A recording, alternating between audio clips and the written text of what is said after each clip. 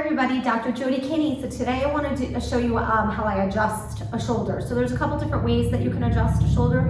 In previous videos, Dr. Rona's adjusting my shoulder, so you might look for that one. But this is more of like a kind of a little bit of a flexion into the arm adjustment that I like to do. So what we're gonna do is I'm just gonna have my patient Maria bring her arm up to like kind of what we call a chicken wing, you know, a little motion.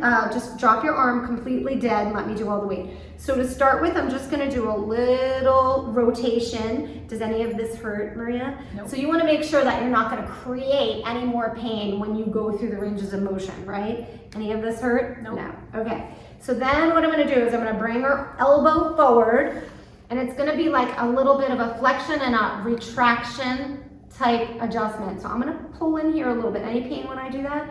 So then what you're gonna do is just to get a little bit, you're gonna pull up in here and then just kind of impulse into the actual shoulder joint 3 or 4 times.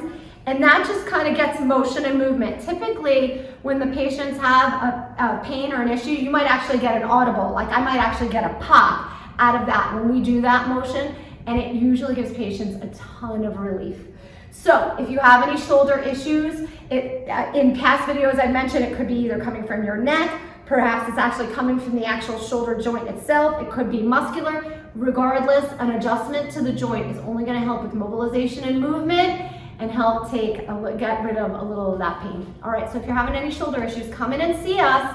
This is a natural, drug-less way to try to get rid of your pain and get better motion and function back in that shoulder. All right, Dr. Jody, signing off.